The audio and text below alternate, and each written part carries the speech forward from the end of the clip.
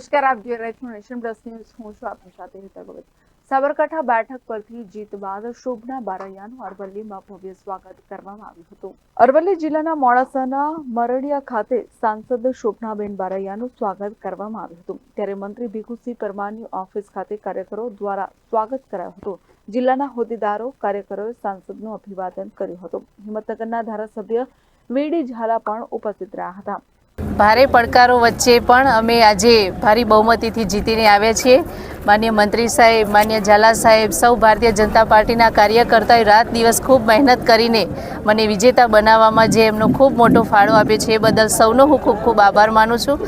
આગામી સમયમાં માન્ય વડાપ્રધાન શ્રી મોદી સાહેબના નેતૃત્વમાં, માન્ય અમિતભાઈ શાહ સાહેબની ભારતીય જનતા પાર્ટીની જે નેતૃત્વની સરકાર કેન્દ્રમાં બની રહી છે એમાં અમને કામ કરવાનો મોકો મળશે. વિકાસના કાર્યો કરીશું, સૌ સાથે મળીને જનતાની સેવા કરીશું. હું સૌનો ખૂબ ખૂબ આભાર વ્યક્ત કરું છું. સાબરકાંઠા માટે પહેલું એવું કયું કામ હશે જે તમારું પ્રાધાન્ય હશે? મારું પ્રાધાન્ય હશે કે પહેલાં તો હું રોજગારીને પ્રાધાન્ય આપીશ. સિંચાઈ અને શિક્ષણમાં પણ હું એમને પ્રાધાન્ય આપીશ. ભારતીય જનતા પાર્ટી દ્વારા સાબરકાંઠા લોકસભાના ઉમેદવાર તરીકે બેન શોભનાબેનની પસંદગી કરવામાં આવી. ત્યાર પછી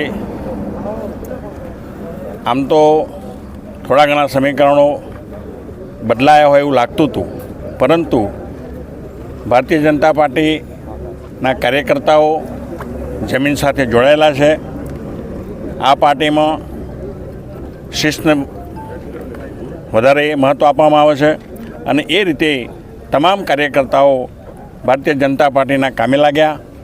બેન શોભનાબેનને જે આટલી સરસાઈથી જીતશે એવો અંદાજ નહોતો, છતાં પણ અમારા ધારવા કરતો ખૂબ સારા મતોથી બેન જીત્યા છે.